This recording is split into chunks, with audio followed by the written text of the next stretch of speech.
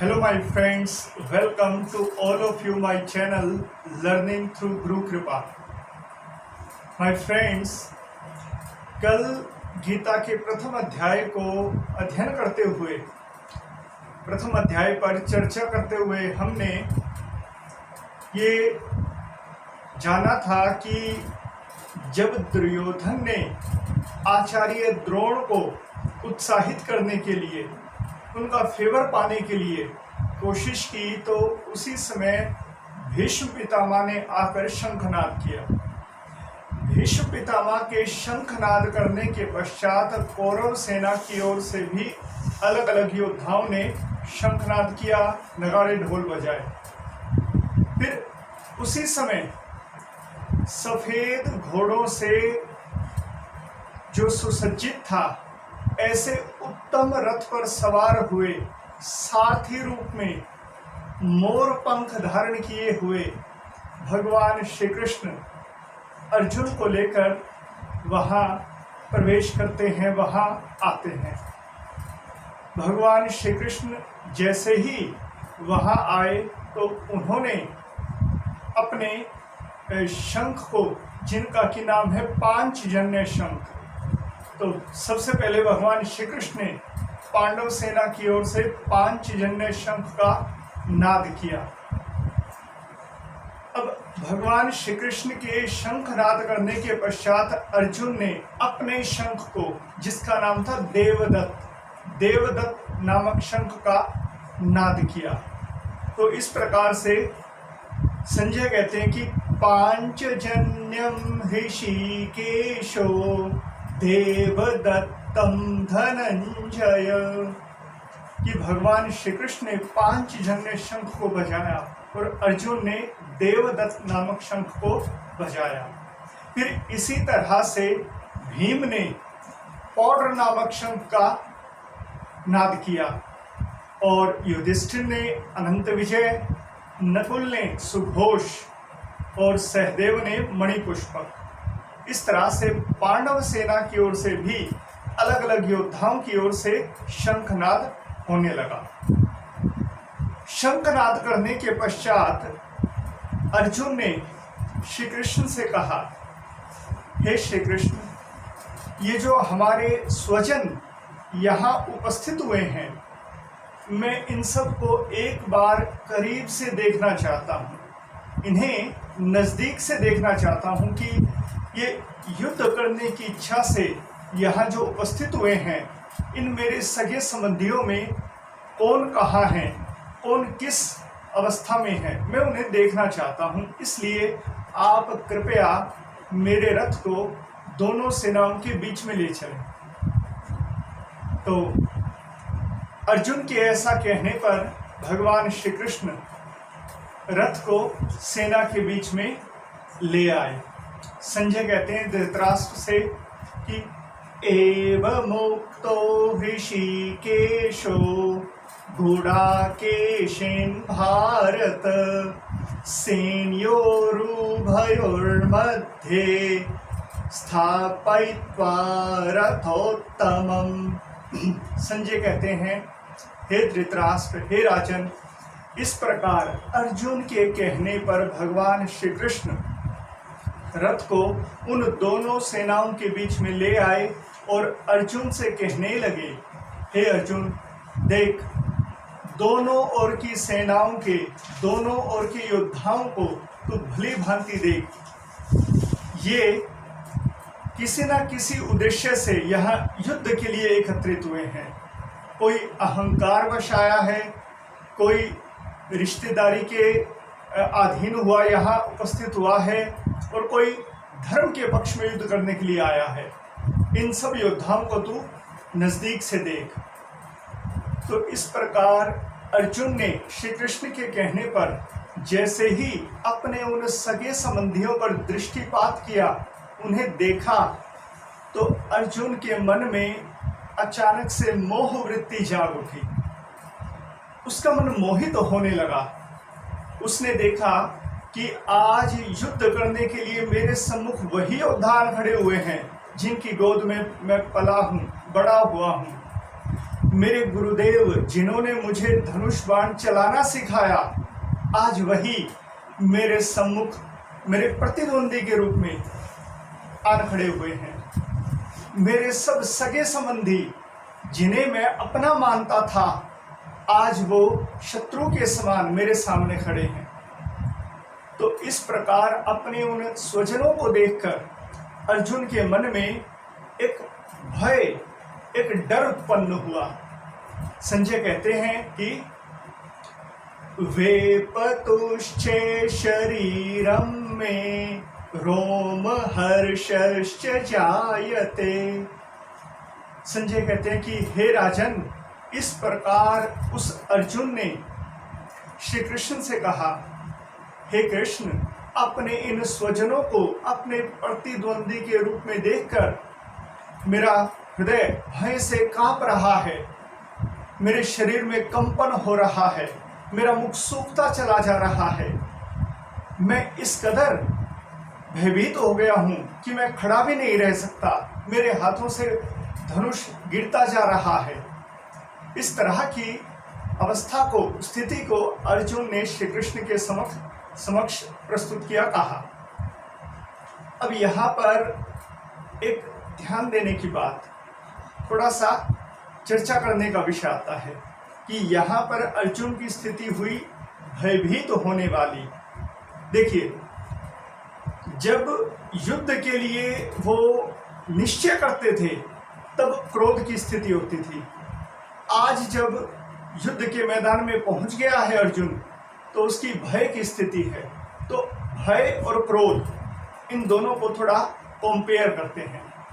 देखिए, जब क्रोध आता है तो हमारे शरीर का ताप बढ़ जाता है, लेकिन जब भय आता है तो हमारे शरीर का ताप घट जाता है। दोनों एक दूसरे के अपोजिट। जब क्रोध आता है तो हमारा जो रक्त संचार है, हमारी नस नाड़ियों में जो रक्त प्रवाह है वो बढ़ जाता है, लेकिन जब भय आता है तो वही रक्त संचार कम हो जाता है। जब क्रोध आता है तब हमें ऐसा लगता है कि हम कमजोर होते हुए भी अपने आप को ऐसा बलशाली महसूस करते हैं पल भर के लिए कि हम सब कुछ कर जाएंगे, उत्साह से भर जाते हैं। लेकिन जब भय आता है तब उसके अपोजिट हम अपने आप को इतना जड़, इतना निर्जीव महसूस करने लगते हैं कि हम एक भार के समान पृथ्वी पर गिर पड़ते हैं। और जब क्रोध की अति हो जाए तो उससे हमारी मृत्यु भी हो सकती है। इसी तरह से जब भय की अति हो जाए तो भय भी हमें, हमारी हार्ट बीट को रोककर हमें मार सकता है, हम मृत्यु को प्राप्त हो सकते हैं। तो यहाँ पर संत जन हमें उपदेश देते हैं कि क्रोध और भय ये प्रत्येक मनुष्य के जीवन से संबंधित है। इसलिए यदि कोई भी मनुष्य क्रोध से अथवा भय से मुक्ति चाहता है तो वो अर्जुन के समान, अर्जुन की तरह भगवान श्री कृष्ण की शरण ले, क्योंकि श्री कृष्ण सर्वसमर्थ हैं, श्री कृष्ण कृपालु हैं, श्री कृष्ण सब पर कृपा करते हैं। निश्चय ही वो हमारा भी कल्याण करेंगे। क्यों? क्योंकि श्री कृष्ण का ये प्रण है, उन्होंने स्वयं यह घोषणा की है कि अनन्याश चिन्तयन्तो माम ये जनाः पर्युपासते तेषां नित्याभियुक्तानां योगक्षेमं वहाम्यहम्। कि जो भी मेरा भक्त मेरा अनन्य चिंतन करता है, निरंतर मेरा स्मरण करता है, मेरे आश्रित रहता है, उसकी हर प्रकार की दुख तकलीफ को, उसके योगक्षेम को, उसके लिए क्या अच्छा है क्या बुरा है, हर बात को स्वयं मैं निश्चित करता हूं, मैं निर्धारित करता हूं। इसलिए भय से, क्रोध से, चिंता से मुक्ति का एकमात्र उपाय संत जन कहते हैं ईश्वर शरण, श्री कृष्ण की शरण।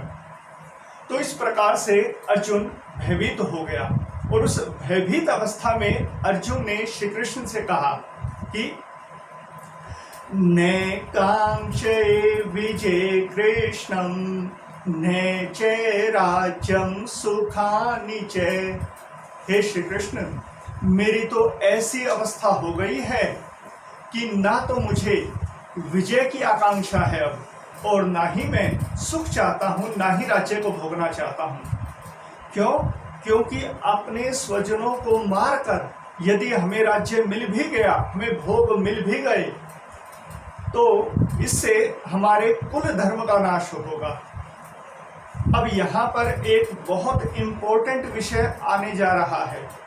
अर्जुन जिस विषय को उठाएगा वो वर्तमान में भी प्रासंगिक है, तो इस विषय पर हम स्पेशली डिस्कस करेंगे। देखिए, अर्जुन कह रहा है कि युद्ध में योद्धाओं का मरना निश्चित है। हमारी ओर से भी मरेंगे, उनकी ओर से भी मरेंगे। तो जब योद्धा मर जाएंगे, जब पुरुषों का युद्ध में संहार हो जाएगा, तो जो स्त्रियां हैं वो कुल धर्म का नाश करने वाली हो जाएंगी।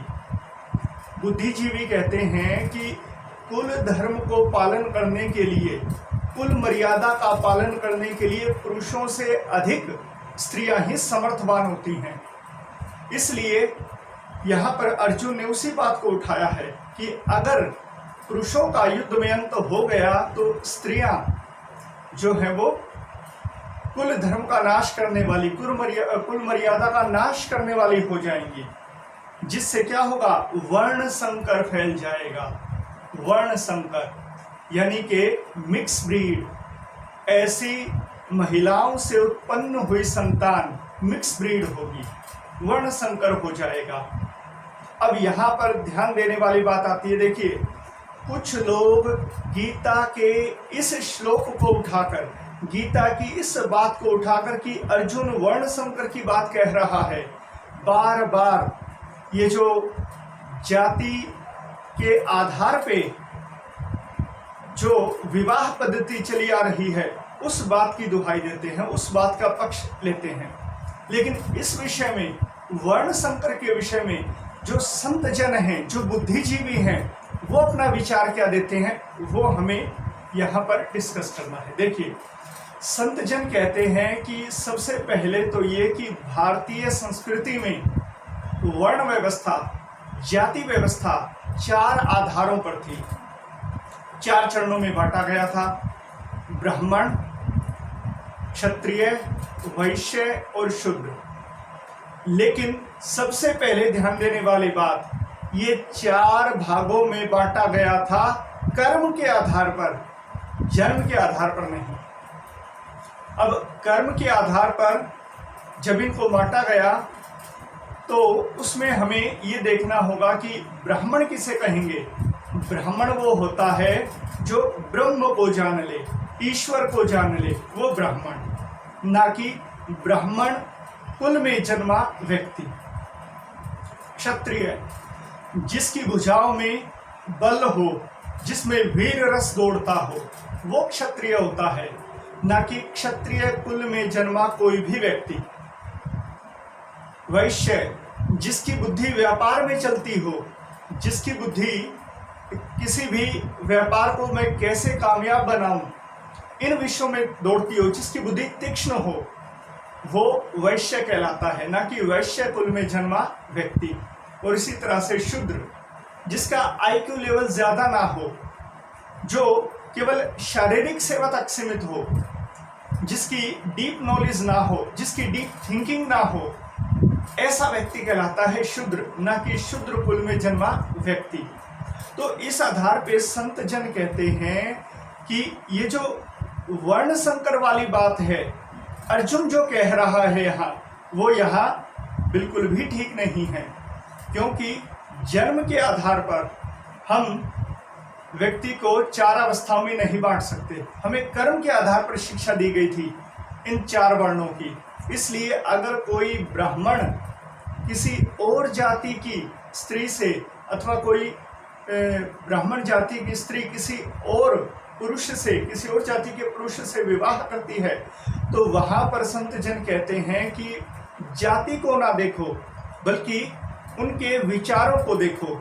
जैसे ब्राह्मण कुल में जो जन्मा है वो बुद्धि से तीक्ष्ण होगा, वो बुद्धि से हाई आईक्यू लेवल का होगा। सो अगर उसके विचार, उसकी बुद्धि, उसका मन किसी शूद्र जाति की कन्या से मेल खाता है तो भी वो विवाह योग्य हैं, ना कि उनके जन्म को देखते हुए ये निर्धारित किया जाए। तो यहाँ पर जाति और कुल की बात जो कही जा रही है उसे संत जन कहते हैं उनके मन का मेल होना चाहिए, उनके विचारों का मेल होना चाहिए, ना कि उनकी जन्मजात जाति का। इस तरह से इस विषय में संत जन इस बात की व्याख्या करते हैं कि विवाह करते हुए हमें दोनों के मन के मेल को, उनके विचारों के मेल को, उनके बुद्धि के स्तर को देखकर विवाह करना चाहिए, ना कि उनके जन्म से जो जाति है उसे देखकर। तो इस तरह से ये वर्ण संकर की बात को हम यहाँ पूर्ण करते हैं। और आगे फिर लास्ट में बात आती है कि संजय ने कहा कि हे राजन, इस प्रकार अर्जुन अपने कुल धर्म कुल नाश की बात को कहकर अंत में अपने धनुष बाण को फेंक कर रथ के पिछले हिस्से में दुखी होकर बैठ गया। और अर्जुन की उस अवस्था को श्री कृष्ण देखकर मंद मंद मुस्कुराने लगे। तो यहाँ पर हमारा ये पहला अध्याय पूर्ण होता है, अर्जुन का विषाद योग। तो इसमें अंत में कहा गया कि ओम तत्सत इति श्रीमद् भगवत गीता उपनिषत्सु ब्रह्म विद्यायाम योग शास्त्रे श्री कृष्ण अर्जुन संवादे अर्जुन विषाद योगो नाम प्रथम अध्याय। तो इस प्रकार गीता को यहाँ उपनिषद कहा गया है कि गीता रूपी उपनिषद में श्री कृष्ण अर्जुन संवाद का यह प्रथम अध्याय अर्जुन विषाद योग समाप्त हुआ। तो आज के लिए हम यहीं विराम देंगे और कल हम गीता के दूसरे अध्याय पर चर्चा करेंगे, जहां श्री कृष्ण अर्जुन को उसके विषाद से बाहर निकालने की शुरुआत करेंगे। तो आज के लिए इतना ही। श्री राम।